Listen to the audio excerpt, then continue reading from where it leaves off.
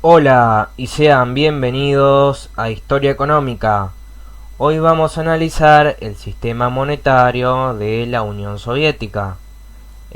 Vamos a analizar lo que es dinero, sistema bancario, inflación, precios, balanza de pagos, crédito y bueno, también vamos a ver algo de historia.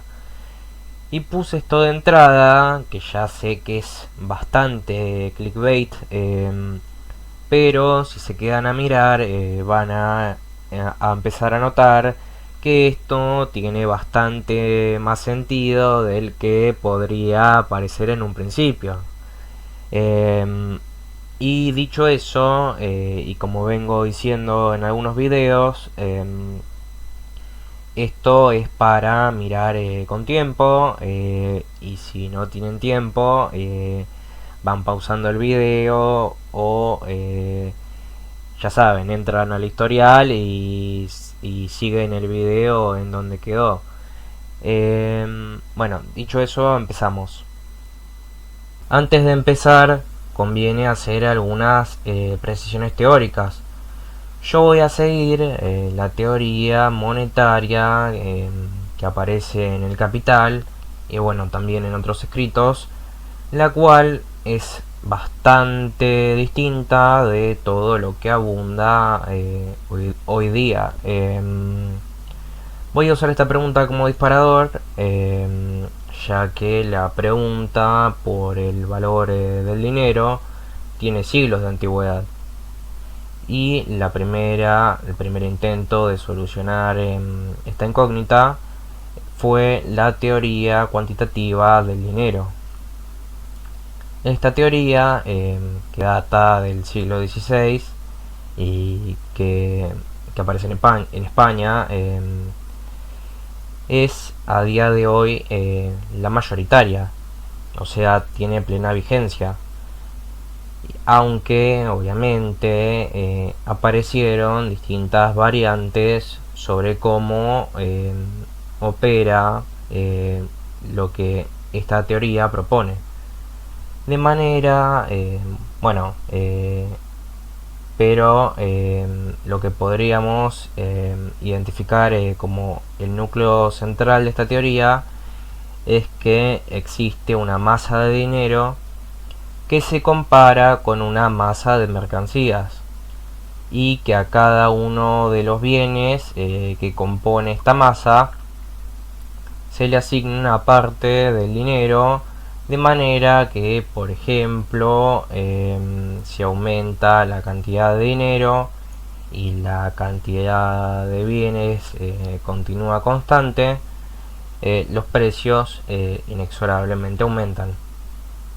El dinero, para esta teoría, es una creación del Estado que de manera exógena a la economía introduce los billetes de manera más o menos discrecional. 200 años después empiezan a aparecer las teorías antikuantitativas, que justamente se construyen en contra de esta.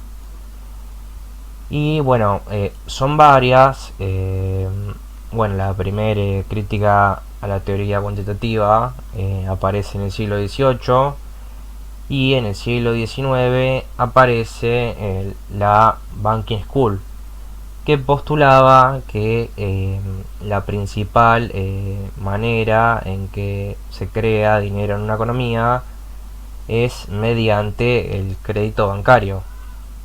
Es entonces el mismo sistema capitalista el que crea el dinero que necesita para su funcionamiento. Y la expansión de la cantidad de dinero, si es creada por los bancos con este mecanismo, no tiene ninguna consecuencia inflacionaria. Finalmente Marx tomó este enfoque y con eso creó su teoría monetaria. Y bueno, como dato de color, ya en el siglo XX aparecen los post-keynesianos que van a tener su propia teoría, en algún punto parecida a la de Marx, pero distinta. Bueno, sobre esto voy a tratar de simplificar bastante, pero bueno, si quieren la explicación completa, acá abajo en los comentarios voy a tirar algo de bibliografía. Pero básicamente Marx lo que dice es que cada billete, el billete común, el que tenemos nosotros a la mano, tiene valor por dos motivos. A los efectos de ser pedagógico, o sea, él no utiliza estas categorías. Uno yo lo voy a llamar el motivo principal y el otro el motivo secundario, ya que el motivo secundario depende del principal. Bueno, el motivo principal sería que el billete tiene valor debido al respaldo que este tiene. Esto sería esencialmente el oro o las divisas que se encuentran almacenadas en el Banco Central. Esto es lo que sustenta el valor del dinero, lo cual es bastante distinto de lo que piensan los keynesianos, los liberales o incluso de los que de lo que pensaban los clásicos contemporáneos a Marx. Bueno, esto para empezar, ya lo voy a complejizar más en un momento. Pero antes de eso, veamos un ejemplo. Por ejemplo, no sé, tenemos que hay 2 kilos de oro y el Estado emite 20 billetes. Cada billete tendría un valor de 100 gramos de oro. Y el factor secundario, que depende justamente de esta equivalencia 100 gramos de oro, un billete, es la confianza del público. O sea, la confianza de que esa equivalencia se mantenga. Esto sería, por ejemplo, que habiendo patrón oro, yo poder ir al banco y cambiar mi billete por oro y que me convalide en ese precio. O sea, 100 gramos de oro por cada billete. Ahora fijémonos en esto también. Si esa equivalencia, o sea, un billete 100 gramos, mientras la gente, los que tienen los billetes, tengan la confianza de que 100 gramos de oro igual a un billete, no es necesario que haya en el banco exactamente 2 kilos de oro todo el tiempo. O sea, no es necesario que haya un respaldo equivalente a todos los billetes en manos del público. En otras palabras, si la cantidad de oro almacenada baja, a saber, no sé, 300 gramos, pero el precio sigue siendo un billete igual 100 gramos, aún así la economía podría mantenerse estable. Y acá esto se complejiza aún más y la pregunta es evidente, y si alguien ya estaba interiorizado en estas cuestiones, seguramente ya se habrá dado cuenta qué sucede si no hay patrón oro o tipo de cambio fijo. Y esta pregunta también nos va a ayudar a entender qué es lo que pasaba en la Unión Soviética en los años 20. Sencillamente, el valor del dinero, si no media ley alguna y si no hay un precio oficial dado por el Estado, el valor del dinero se establece mediante las interacciones entre los oferentes y los demandantes, entre los compradores y los vendedores de manera libre, de oro, divisa extranjera, bueno. Marx había incluido esta hipótesis en sus análisis. Lo que sucede es que uno, cuando tiende a pensar en dinero fiat, piensa en el siglo XX, pero esto también sucedía en el siglo XIX. Es un prejuicio bastante común. Uno piensa en dinero fiat, piensa en Estados Unidos en el año 73, pone fin al patrón oro en Francia, también antes pone fin al patrón oro, bueno, pero estas cosas también sucedían en el siglo XIX. Y de manera más contemporánea, pensemos cuando a veces se dan esas discusiones, por ejemplo, si el Banco Central va a salir a sostener el tipo de cambio, o lo que es lo mismo, sostener el valor de su moneda. Por ejemplo, si va a vender sus activos o va a tocar la tasa de interés, entre otras opciones posibles. Eso quiere decir que aunque no haya tipo de cambio fijo, aunque no haya un precio oficial dado por el Estado, siempre hay una expectativa de que yo voy a poder cambiar mi dinero por X monto en otra divisa, y que el Estado y sobre todo el Banco Central se va a meter justamente para convalidar ese precio, ya sea de manera directa o indirectamente. La fantasía del capitalismo sin Estado es simplemente eso, una fantasía. Y de esto se deriva que si a una economía capitalista como la nuestra le faltan dólares, aparece entonces una presión inflacionaria. Y esto también explica el motivo por el cual en muchos de nuestros países, donde la inflación es considerable o donde no hay una plena seguridad sobre la economía, estemos todo el día mirando el precio del dólar. Y si nos fijamos en Estados Unidos, sucede algo parecido. Toda esa gente, ¿no?, que dice que el valor del dinero deviene de la confianza, como a veces salen en la tele, bueno, entonces esa gente se choca con lo inexplicable, que esos agentes, cuando hay inflación, salen disparando a comprar activos especulativos y otros instrumentos que paguen tasa de interés, y finalmente esa gente sale a comprar oro, que según su propia lógica, o sea, pensemos que gente quiere ganar plata, el oro es un bien que no da ganancia, o sea, que no paga una tasa de interés, y que a priori, según las teorías económicas más extendidas, no debería tener ninguna función. Esto es debido a que justamente la función del oro es almacenar el valor. Y bueno, y finalmente, y si alguien se lo estaba preguntando, el oro en esta teoría no es un bien como otros, sino que sería un bien especial, un bien cuyo valor no es tiempo de trabajo socialmente necesario, sino que debido a su función de medio de atesoramiento, sostén de la moneda, en algún momento fue medio de pago, adquiere el oro valor automáticamente.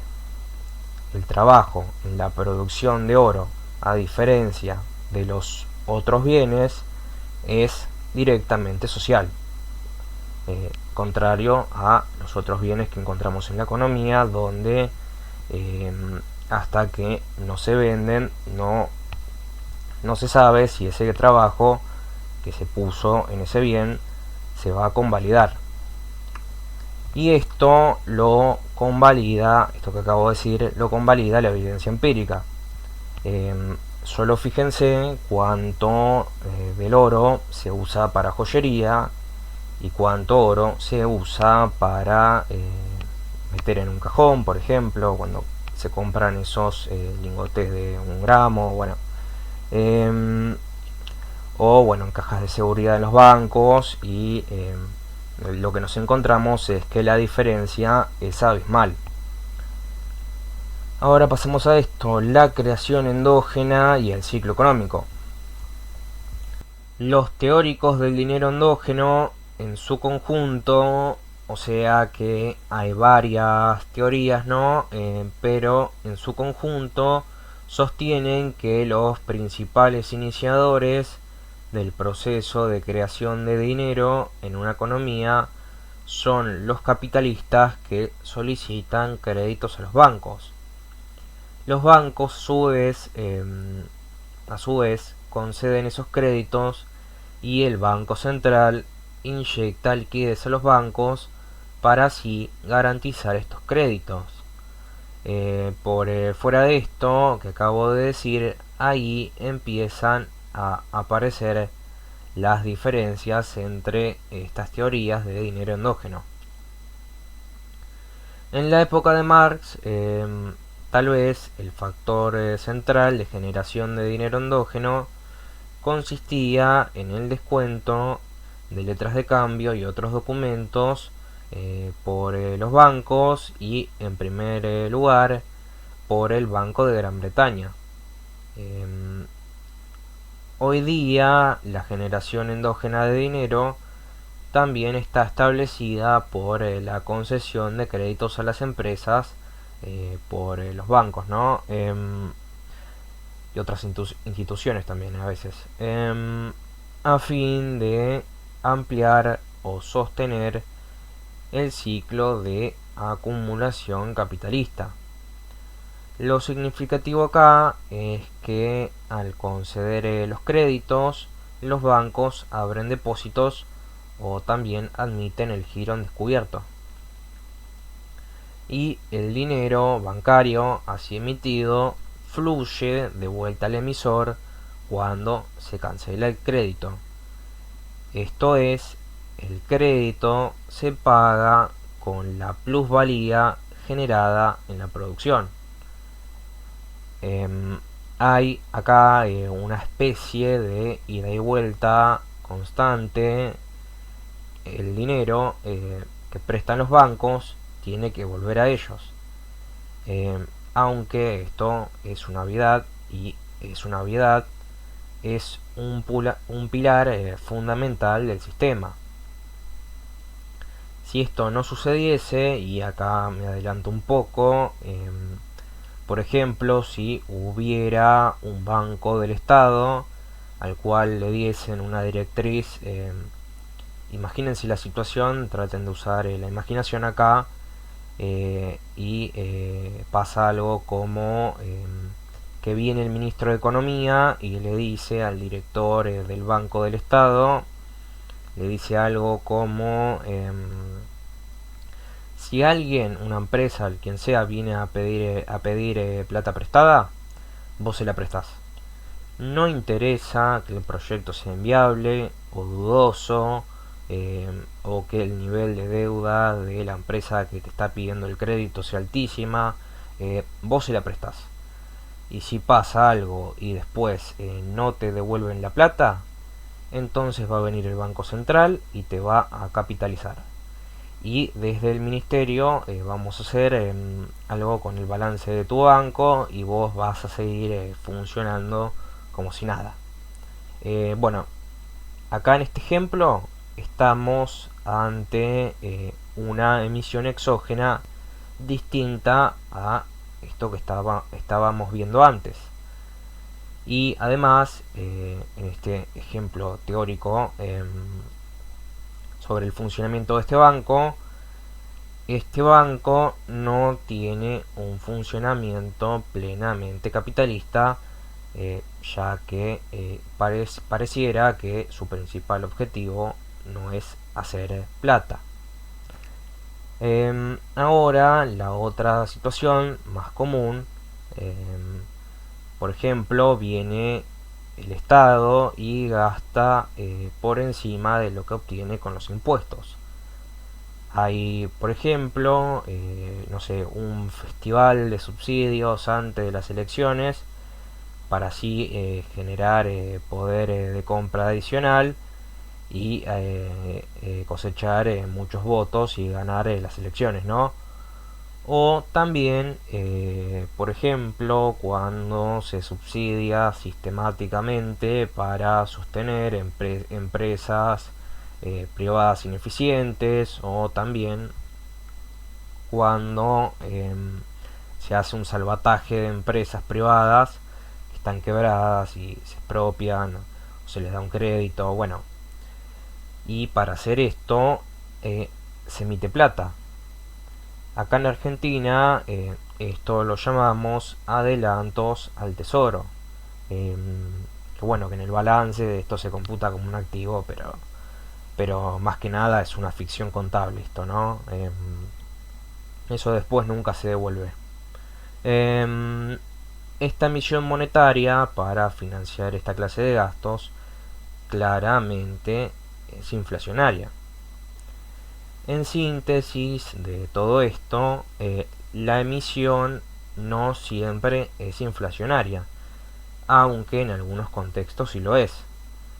Y aunque tal vez a alguno esto le parezca una cuestión de matices con la teoría cuantitativa, como alguna vez alguien me dijo, un intelectual muy conocido en este ámbito, esto tiene implicaciones prácticas y las vamos a ver en un momento. Bueno, acá voy a mencionar algunas cuestiones interesantes sobre la vigencia de esta teoría en el siglo XXI. Si bien el oro ya no tiene como función ser medio de pago, todavía tiene la función de ser medio de atesoramiento y de ser valor en el sistema monetario internacional. Es obvio que el oro no es demandado como un simple metal, sino que se lo demanda debido a sus características específicas, bueno, las que mencioné antes. Fijémonos, por ejemplo, en los activos de los bancos centrales. Esto es 2024. Tenemos que Estados Unidos tiene casi 8.200 toneladas, Alemania 3.352, Italia, Francia, bueno, China 2.200. Igual acá está zona del euro, que son casi 11.000 toneladas. Y fijémonos, por ejemplo acá, que más o menos desde hace 10 años, sí que empezó el conflicto con Ucrania, Putin fue comprando oro para ganar independencia de los Estados Unidos, del dólar, evitar que se le puedan aplicar sanciones. Y bueno, también hace 10 años Estados Unidos tenía una tasa de interés más baja, una tendencia a depreciar la moneda. Y bueno, justamente Putin fue comprando oro para evitar eso. Bueno, otro más que está comprando oro, aunque no a la misma velocidad, es China. También fijémonos en que desde este enfoque y contrario a lo que me decía este famoso intelectual, que tiene un canal de YouTube y que a veces me da la sensación de que no entiende muy bien lo que lee. Lo voy a dejar ahí, capaz que alguno se da cuenta de quién estoy hablando. Bueno, él lo que me decía hace algunos años, capaz que ya cambió de posición, a simple vista pareciera que no. Bueno, él me decía que esta teoría no tiene ninguna diferencia práctica con la de Keynes o la de Milton Friedman, sino que la diferencia sería solamente teórica, y que entonces daría lo mismo elegir esta teoría o elegir la de Milton Friedman. Y bueno, yo a eso le contesté que desde este enfoque no se entienden medidas como que un banco central emita títulos para sacar dinero de la economía, lo que se llama esterilizar, o que haga otro tipo de operaciones que vayan en el mismo sentido. bueno, alguien si no sabe, un título es parecido a un bono, o sea, vos lo suscribís y te paga una tasa a X plazo. Hay de distinto tipo. También es parecido, bueno, un depósito a plazo en algún punto. Si hay algún economista que me esté mirando, no se enoje, estoy tratando de explicar esto como puedo, de una manera más o menos simple. Pero bueno, básicamente se supone que esto es antiinflacionario, o sea, ya que cuando vos suscribís el título, inmovilizás el dinero y evitás que el dinero fluya. O sea, evitás que se compren activos o bienes. Bueno, pensemos en el esquema de la teoría cuantitativa. Por un lado, masa de dinero, el otro masa de bienes. Eh, Cuando vos, entonces si sube la cantidad de dinero, vos inmediatamente vas a ir a comprar bienes, entonces el precio de los bienes va a subir. Bueno, eh, y esta medida no cuenta con mucha evidencia empírica que digamos. En general lo que sucede no es que baja la inflación, sino que aparece un jugoso negocio para los bancos u otros especuladores. Y que bueno, también cuando hay una gran abundancia de estos títulos, después si hay algún problema en la economía, exigen el pago con el dinero que, o sea, el Banco Central emite para pagar los títulos. Van, compran divisa extranjera y después salen del país y hay libre movimiento de capitales. O bueno, también hacen subir la inflación, bueno, hacen que el país esté peor de lo que estaba. Y estos títulos se emiten, por ejemplo, cuando hay déficit fiscal. Este capaz sería uno de los casos así como más paradigmáticos, o sea, cuando se emite para cubrir los gastos del Estado, y entonces se intenta compensar el dinero que se emitió colocando títulos con el afán de esterilizar ese dinero, o sea, sacar dinero de la economía. Pero otro caso donde estos títulos se emiten, y esto es algo que siempre se les olvida a los liberales cuando van a la tele, vaya a saber el motivo, capaz que tendrán algunos problemas, es la situación en la que hay superávit en la balanza de pagos, y para evitar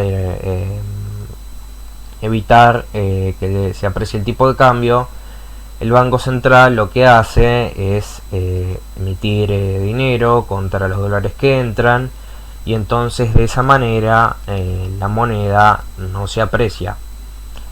Esto, para nosotros que adherimos a esta teoría, espero que adhieran, sería cambiar un pasivo por un activo. O sea, el dinero es para el Banco Central un pasivo, y el activo sería la divisa extranjera.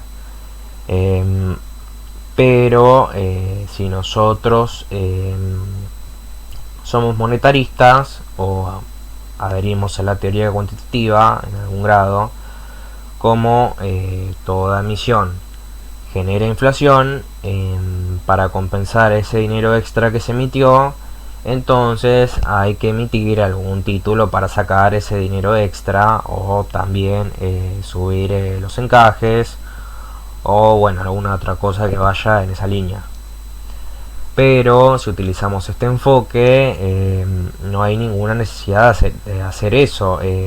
Esta es una operación neutra e incluso diría favorable al país que la hace, ya que hace crecer los activos que hay en el Banco Central y bueno, da un poco más de estabilidad a la economía.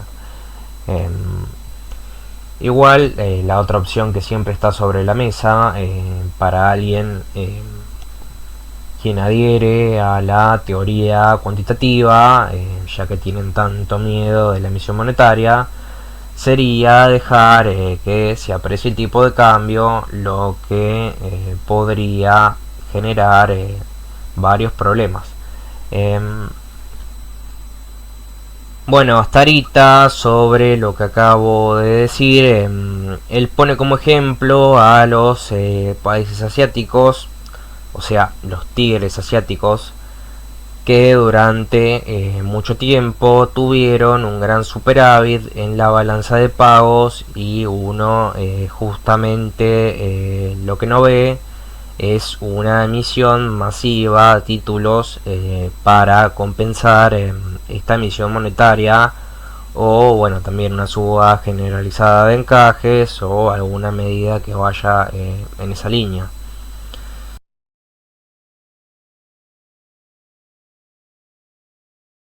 Y algo más antes de pasar a tipo de cambio y productividad. Yo sé que hay mucha gente que consume estos videos como podcast y está bien, es denso el contenido del video y eso, pero tenga cuidado que yo a veces cuando me mando alguna pongo texto en el video aclarando en qué es lo que me equivoqué, o bueno, también pongo datos para ampliar esto, o también incluso a veces pongo imágenes ilustrativas, o incluso alguna vez metí en el video anterior puse incluso un video de cómo se trabajaba en el campo soviético. Nada, eso, tengan cuidado. Bueno, tipo de cambio y productividad. Voy a simplificar un montón acá, pero bueno, esto es YouTube. Y sí, bueno, Marx nos expidió sobre tipo de cambio en su obra. Acá voy a utilizar hasta ahorita un grande el profe, quien para mí tiene la teoría más avanzada en esta problemática. Bueno, digamos que en un país hipotético, un país atrasado, o sea que tiene una productividad más baja que las de los otros países, tiene que establecer el valor de su moneda. También digamos que este país hipotético tiene un montón de minerales y puede extraer oro cuanto quiera. Dicho eso, este país va a tener que fijar su moneda en algún valor. No lo sé, digamos 100 pesos, un dólar. Bueno, este valor tiene que ser suficiente para vender, si no quiere entrar en una crisis económica, ¿no? Tiene que ser suficiente para vender su producción en el exterior y comprar todo lo que necesita. Y bueno, digamos también que no sé, que 80 pesos por cada dólar es el valor mínimo que deja que esto suceda. Bueno, como la productividad de este país es más baja que la de los Estados Unidos, ponele, y tiene costos de producción más altos, va a tener que tener su moneda subvaluada. O lo que es lo mismo, acá voy a exagerar para que se note, si la moneda de este país hipotético valiera lo mismo que el dólar, o sea que se cambian un peso, un dólar uno a uno, dado que Estados Unidos tiene costos más bajos, o sea tiene más tecnología o una productividad más alta del trabajo en general, sería imposible para nuestro país hipotético vender su producción en ese país, debido a que justamente tiene costos más altos. Ahora, si este país dijera, y esto es un poco más lo que sucede, no como en el ejemplo exagerado que di antes, y si dijera, total, como tengo mucho oro, voy a poner mi moneda a 50 pesos por dólar, no sé, 100 me parece mucho. Bueno, si este país hiciera eso, en algún tiempo se va a chocar con que sus empresas, o al menos las empresas que no son competitivas o que tienen una productividad del trabajo inferior al del país adelantado, eh, esas empresas no van a poder vender nada al exterior, y las que están en el país van a presentar quiebra debido a que no van a poder competir con los productos que ingresan del exterior. Em, Esto es un poco lo que se llama el mal holandés. O sea, hay oro o un commodity X, llámese petróleo, lo que sea, que hace que el tipo de cambio se aprecie y le quita competitividad a la economía. Y bueno, eso traba el crecimiento. Le hace, no sé, Venezuela, Angola, bueno. El caso de Angola es extremadamente malo por el hecho de que los mismos precios en la capital, que es donde está el petróleo, se ajustan a los salarios de los obreros petroleros, y bueno, eso encarece todo e incluso hace la economía de Angola más ineficiente de lo que es. Básicamente condenás a tu industria a morir antes de nacer. Y en lo que estaba, el otro problema de esto es que cuando los minerales o el petróleo o lo que sea que usás que usa el país para inflar su moneda, bueno, cuando eso se acaba, vaya a saber uno de qué se disfrazan. Esto que acabo de explicar acá es más complejo, o sea, vayan a leer gente en serio, pero en síntesis, el tipo de cambio, si seguimos la teoría valor-trabajo, está estructuralmente determinado, al menos en principio. Esto se puede complejizar aún más. Por ejemplo, lo que sucede en la Unión Europea, donde coexisten países con productividades distintas. La productividad de Francia y Alemania no es la misma que la de España o la de Italia, pero España e Italia, con el turismo que habilita estar en la zona euro, compensan bastante. Pero si no lo pueden compensar, pasa como en Grecia, que se fue medio país al exterior de lo mal que vivían. Y bueno, en ese caso los que hablan mal de Cuba, cuando pasa como en Grecia, se quedan callados. La teoría cuantitativa y la Unión Soviética.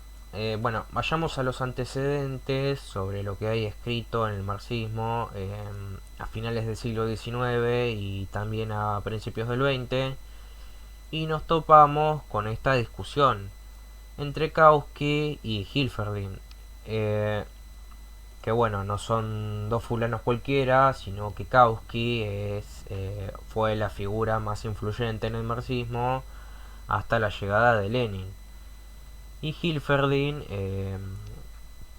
escribió El Capital Financiero, lo cual influyó a Lenin en sus escritos sobre el imperialismo.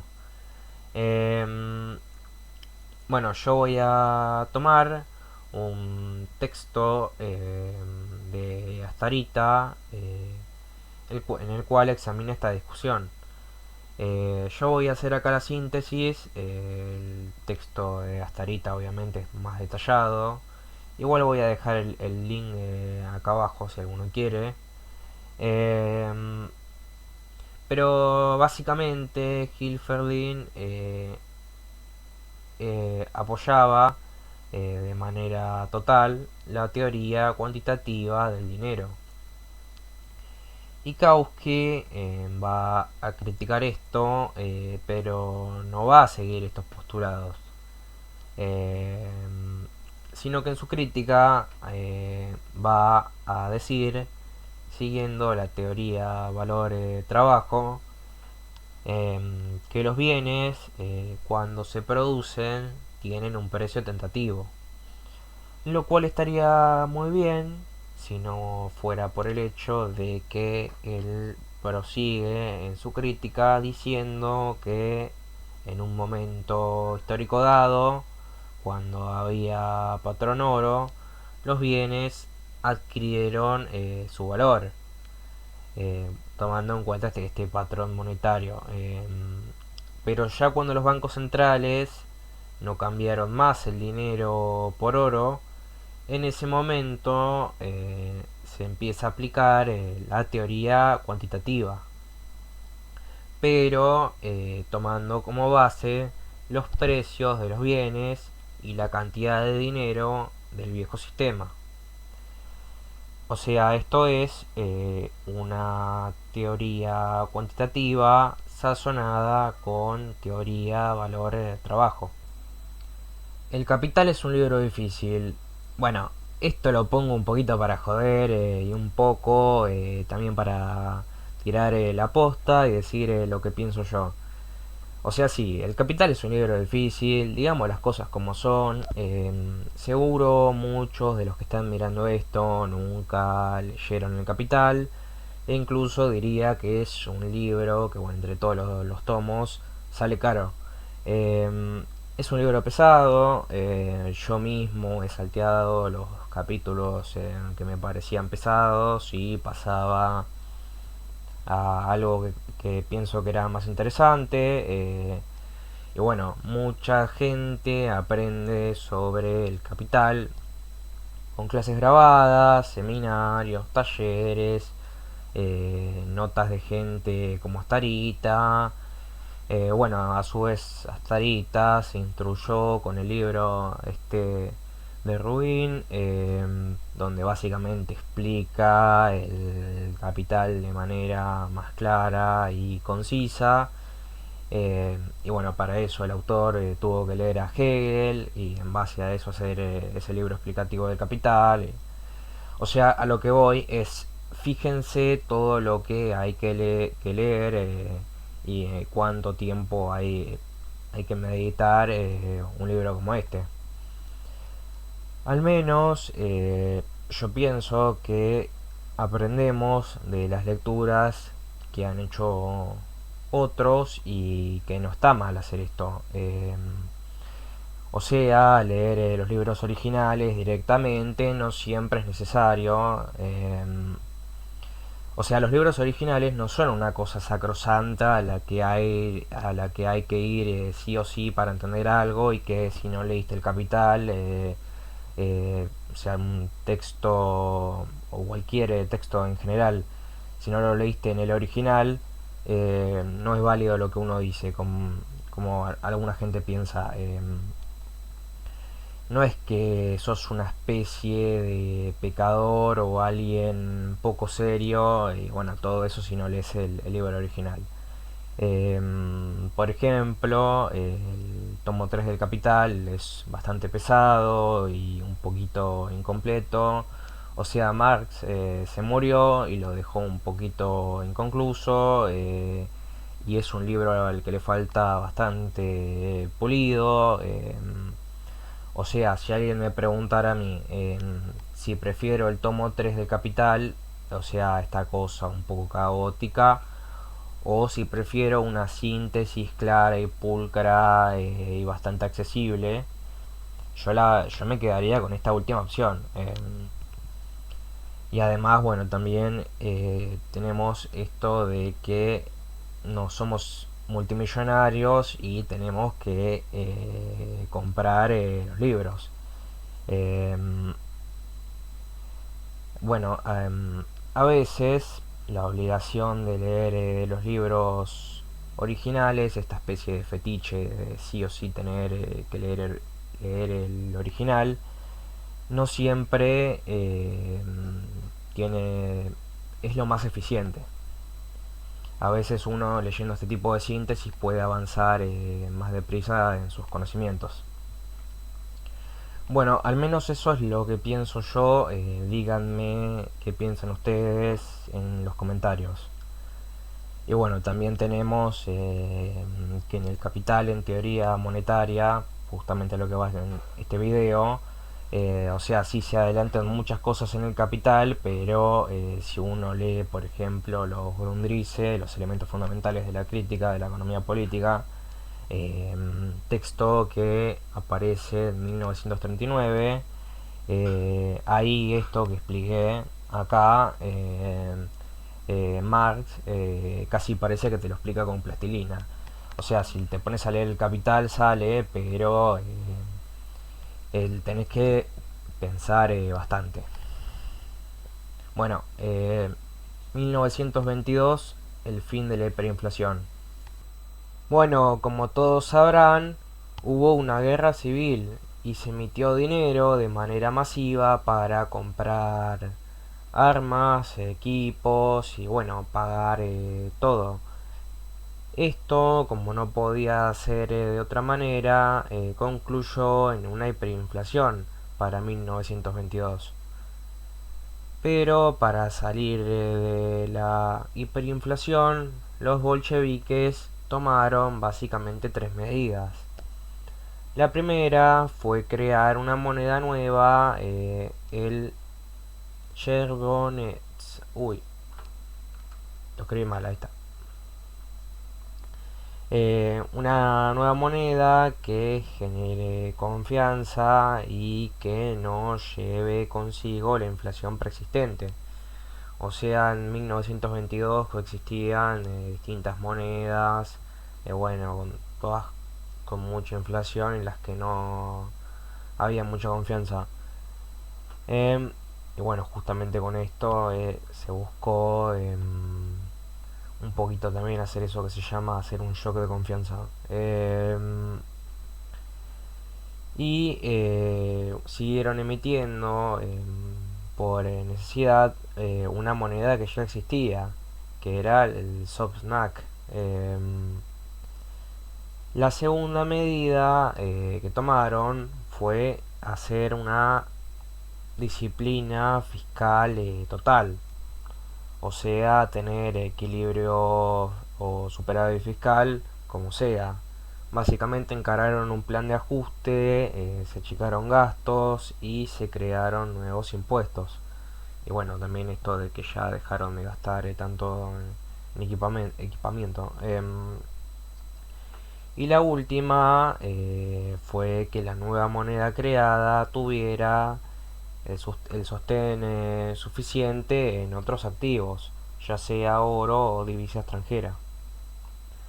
Siguiendo con lo anterior, y mientras elaboraba este video, me pareció llamativo este lado de los bolcheviques, este lado más pragmático, o sea, uno piensa en los bolcheviques y no piensa en gente que está elaborando un plan de ajuste fiscal, monetario, en Lenin pensando cómo crear un signo monetario nuevo, que inspire confianza y que también pensando cómo conseguir oro y divisa extranjera para que tenga sustento. Bueno, uno no piensa en nada de eso. Bueno, siguiendo con esto, el pseudo patrón oro. En la Unión Soviética se va a instalar una especie de pseudo patrón oro, o lo que hoy llamaríamos flotación sucia, nada más que en este caso era con oro. Esta nueva moneda va a estar fundamentalmente sustentada en oro, también en divisas e incluso se va a tomar deuda extranjera para aumentar los activos del Banco Central. Esta nueva moneda se va a emitir en papel y en monedas de oro, las cuales van a tener el mismo valor. En principio, las monedas de oro se usaban para el comercio exterior y el papel moneda para el interior. Además, se va a restringir la emisión, o sea, si los activos en el Banco Central no crecen, ya sea oro o divisa extranjera, la emisión del Cherbonets tampoco. Además, sobre cómo funcionaba este pseudo patrón oro, uno podía ir al banco. Bueno, no, no sabría decir si era eh, un banco, ¿no? Pero sí era un lugar donde se compraba y se vendía oro y divisa extranjera. eh, y en ese lugar uno podía cambiar su dinero por oro al precio oficial, que era de 7,74 gramos por cada billete. Y en esos lugares que estaban ubicados en las grandes ciudades, el Estado vendía oro para mantener la moneda estable. O sea, pensemos en esto que expliqué acá, de que no hace falta una ley explícita para que esto funcione. Eh, bueno, en 1922 se prometió públicamente instalar el patrón oro en el futuro. O sea, esta promesa se hizo en paralelo con la creación de la moneda, este shock de confianza del que hablaba antes, y que, bueno, esta declaración pública no era mentira, eh, sino que el plan de estabilización de 1922 originalmente se había pensado establecer el patrón oro para 1924 o 1925, pero esto nunca se hizo. Sobre el motivo por el cual no se hizo, no lo sé del todo, pero se me vienen a la cabeza varias cosas. Primero que nada, que si no aplicaran el patrón oro en 1922, es que justamente en ese contexto, si aplicaban una medida como esta y algo salía mal, y había una crisis donde mucha gente fuera a cambiar su dinero por oro, eh, los soviéticos iban a tener que vender mucho oro y iban a tener una sangría significativa. Además, iban a tener que dar un paso atrás y abandonar el patrón oro. En este contexto sería un grave daño en la confianza del signo monetario y en el Estado. Y bueno, y el segundo motivo, y este sí es segurísimo, y es que ya para 1925 hubo un cambio de enfoque y buscaban una política monetaria más expansiva, para lo cual el patrón oro no les funcionaba. En cambio, lo que se hizo en estos años es que los soviéticos vendían oro al precio oficial, pero sin una ley mediante. O sea, sin una ley escrita, lo que les daba la posibilidad de ser discrecionales en el manejo del oro, y en caso de que sucediera algo, evitar una sangría. O tal vez, bueno, yo pienso, ¿no? Que con esto también se evitaban a gente que les gustara la timba financiera y especulara con la moneda, que bueno, ya en esta época esto pasaba. También quiero hacer un punto acá sobre la bibliografía de este tema, y es que es bastante ambigua. Ay, no sé qué me pasa. Hay varias fuentes y no queda muy claro si hubo patrón oro o no, o también qué era lo que sucedía. Yo, por ejemplo, mientras hacía el video, encontré una nota de la BBC que daba los motivos de la estabilización esta, o sea, de la baja de la inflación, en la disciplina fiscal que se impuso, y esto de la venta de oro para estabilizar la moneda ni siquiera lo mencionaba. También hay otro autor, que ahora se me fue el nombre, pero que cuando escribe de una manera bastante ambigua y uno no sabe, hay patrón oro, no hay patrón oro, bueno. Em, pero uno deduce del el papel del oro como sostén directo o indirecto del Charbonnets, por ejemplo por la aparición de Charbonnets en las distintas bolsas del mundo. Y bueno, si no hubiera una seguridad en el extranjero sobre el valor de esta moneda, esa moneda directamente no cotizaría. Eh, ¿Dónde estaba? Así.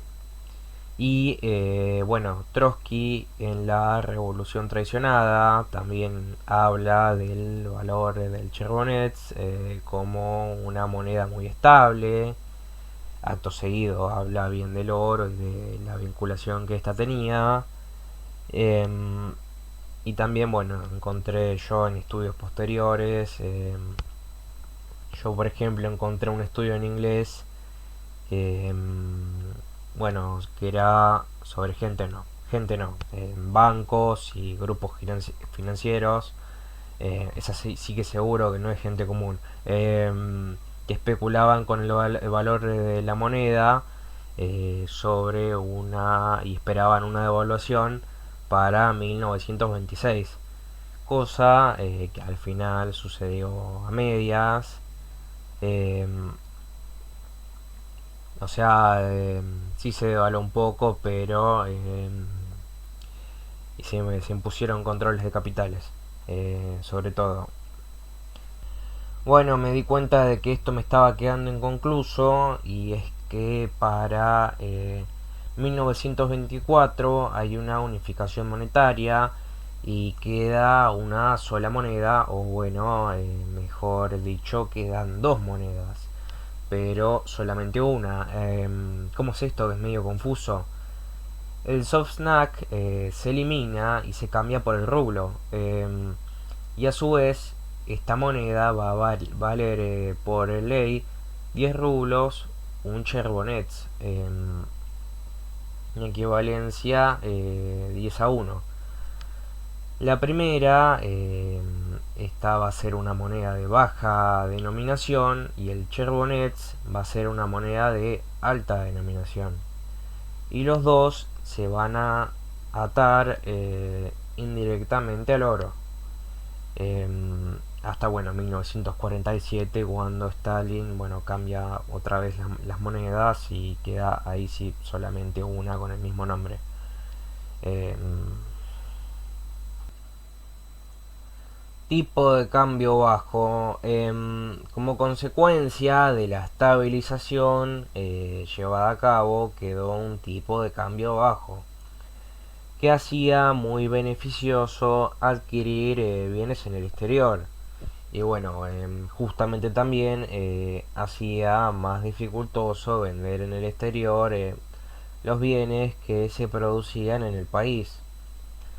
Lo primero que va a suceder es que al Banco Central se le van a empezar a acabar las divisas. Entonces, ya para 1926 se impuso la prohibición de sacar dinero del país y con posterioridad, entre algún punto entre 1926 y 1928, se prohibió también sacar el oro del país. Si bien la equivalencia con el oro se va a sostener algún tiempo, ya para 1928, producto de una serie de desequilibrios macroeconómicos que se empiezan a acumular, ya lo voy a mencionar acá abajo. Los dirigentes bolcheviques asumen que este tipo de cambio ya no se puede sostener y la moneda se deja flotar, eh, o sea, se libera. Y en este caso es dejar que la moneda se deprecie. O sea, básicamente entre 1925 y el 28 hay una tendencia inflacionaria eh, que hace que la moneda se deprecie. Bueno, y también en 1928 es un año de impas para la NEP. Hay una especie de estado de indefinición, producto de no saber cómo sobrellevar las tendencias procapitalistas intrínsecas que tiene la NEP. Y bueno, esto al final nos conduciría al gran giro y a los planes quinquenales. Pero para entender qué sucedió hay que ir al año 1925. Bueno, la edad de la inocencia y Bukharin. Bueno, en 1925 triunfa la línea política pro-capitalista y pro-campesina de Bukharin. O sea, él gana debido a que en 1924 los bolcheviques se habían pasado básicamente 3 cuadras en lo que es controles de precios, combate al capital, suba de impuestos. Y bueno, este tipo de medidas van a contramano de crear un capitalismo.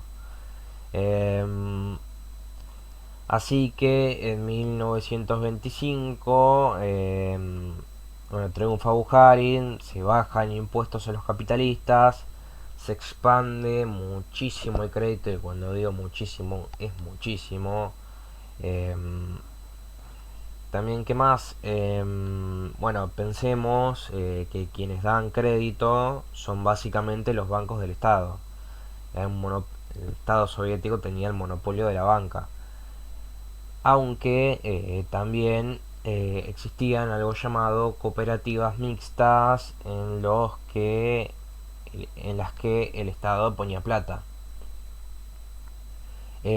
También se flexibiliza la política monetaria, se les dan leyes más favorables a los capitalistas para contratar mano de obra asalariada y mayor capacidad para celebrar contratos. Y además se ponen, y esto va a ser muy nocivo, controles de precios en la industria para beneficiar al campo. O sea, se busca bajar el precio de los insumos que los campesinos usan en la producción. Entonces, ¿qué sucedió con estas políticas? Lo primero es que la emisión monetaria presiona sobre la paridad con el oro. El crédito que se daba se parecía en algún punto más a un subsidio que a un crédito común. Y los precios fijos en la industria hacen que algo de esta industria sea deficitaria y que se la tenga que subsidiar, que esto se hacía con emisión monetaria. Y bueno, también que haya escasez de bienes, con lo que al final los precios suben. Bueno, esta es una política económica muy inocente, es una combinación de medidas inconexas con el fin de generar una especie de capitalismo bajo control estatal, y en este caso financiado con la máquina de imprimir billetes. Eh, es una idea de que con crédito estatal, con controles de precios, subsidios al sector privado, pero con algunos monopolios en manos del Estado, y si a su vez se deja actuar al capital, pero se le ponen algunos límites, entonces se podría controlar el capitalismo y hacer que éste haga siempre lo que uno quiere. Bueno, eso no sucede.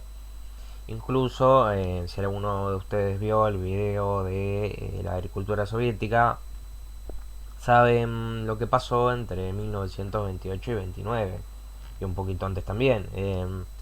Y es que a los productores privados agrarios no les gustó el precio que ponía el Estado por sus cultivos. Y entonces lo que hicieron es migrar a los cultivos de precio libre, lo que en general, bueno, iba a contramano de lo que necesitaba el país. Em, Al final, la palanca para decidir en un sistema capitalista a dónde va la plata, o sea, si se abre una fábrica o no, si se contrata mano de obra o no, la tienen los capitalistas. Y en general ellos no se ajustan a la ley, sino que la ley se ajusta a ellos. Y si la ley no se ajusta hacia ellos, bueno, seguramente habrá otro país donde la ley sí se ajuste a ellos. Em,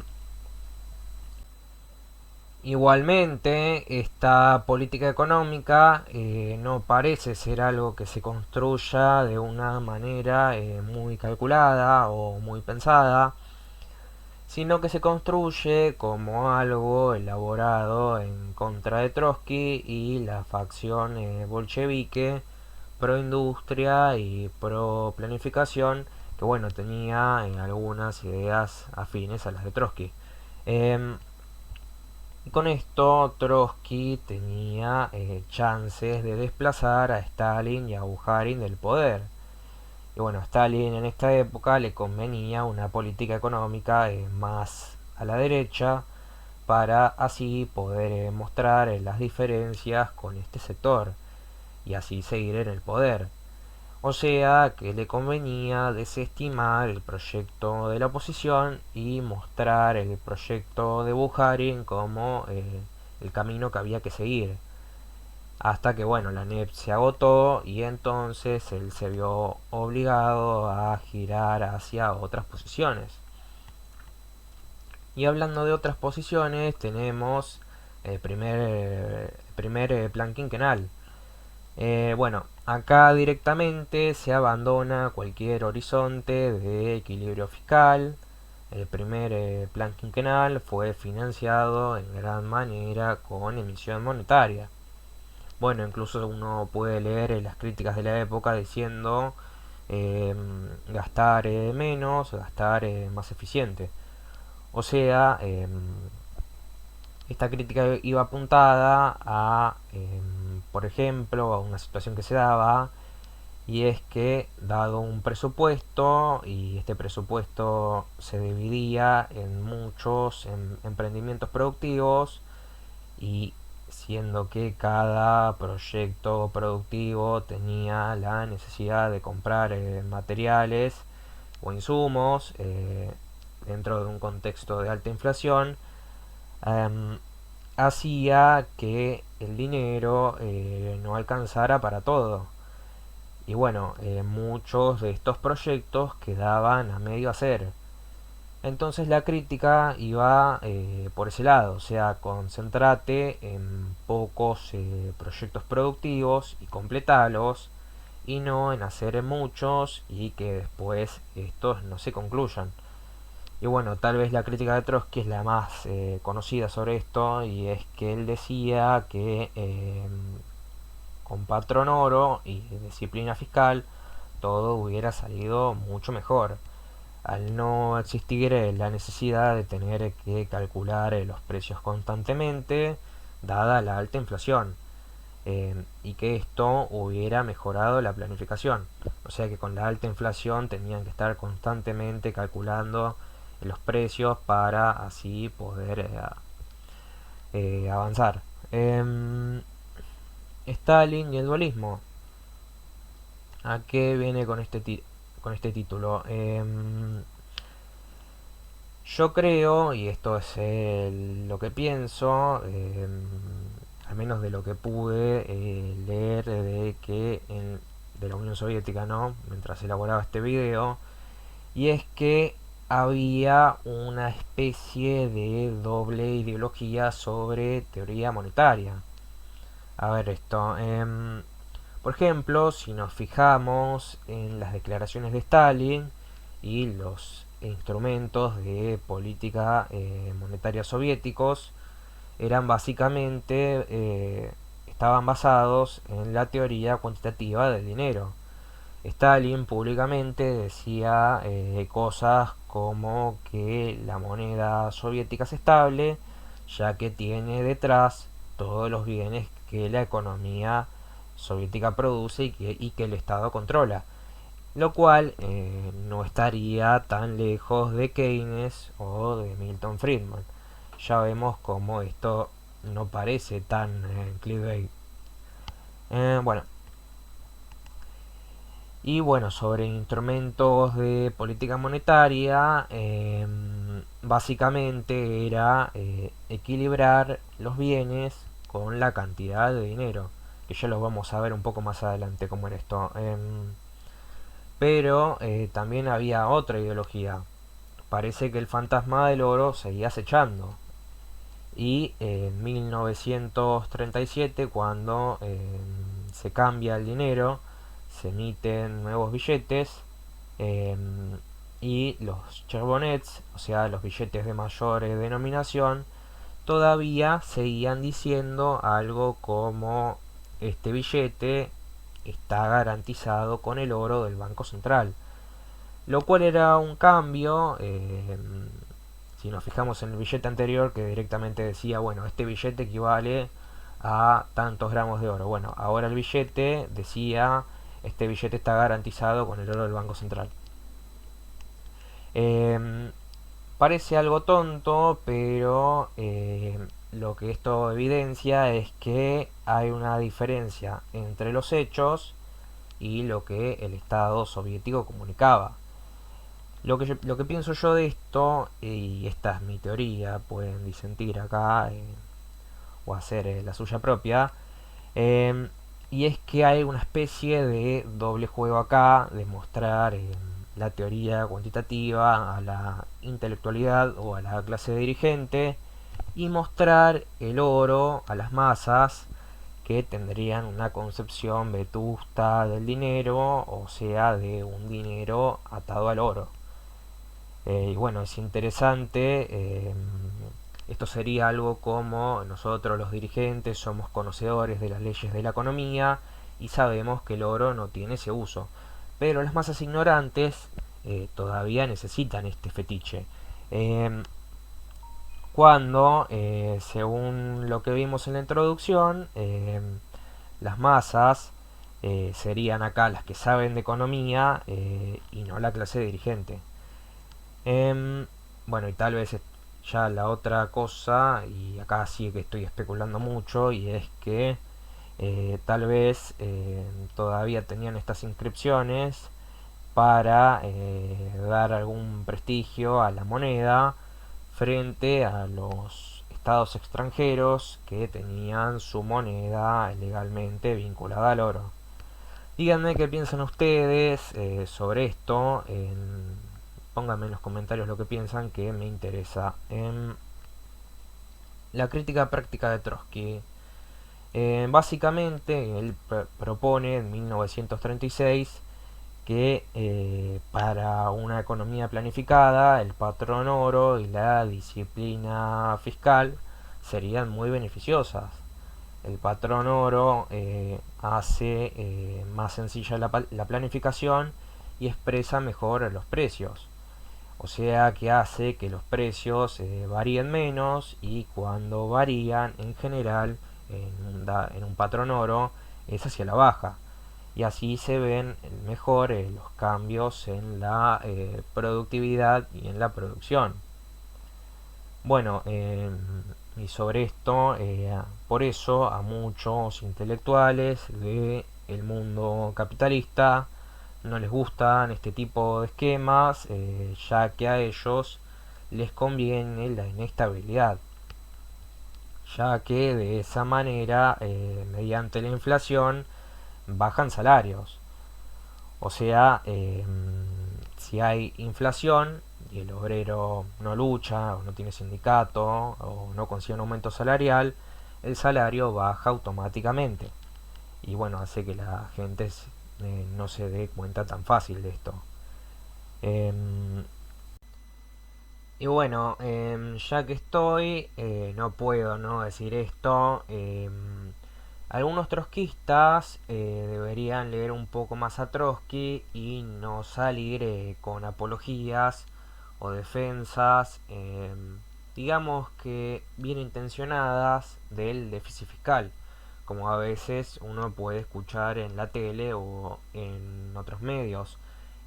No todo vale con tal de ser distintos a los liberales. Incluso si uno supiera en qué casos el déficit fiscal específicamente no concluye en inflación, no es lo mejor que uno puede decir en la tele.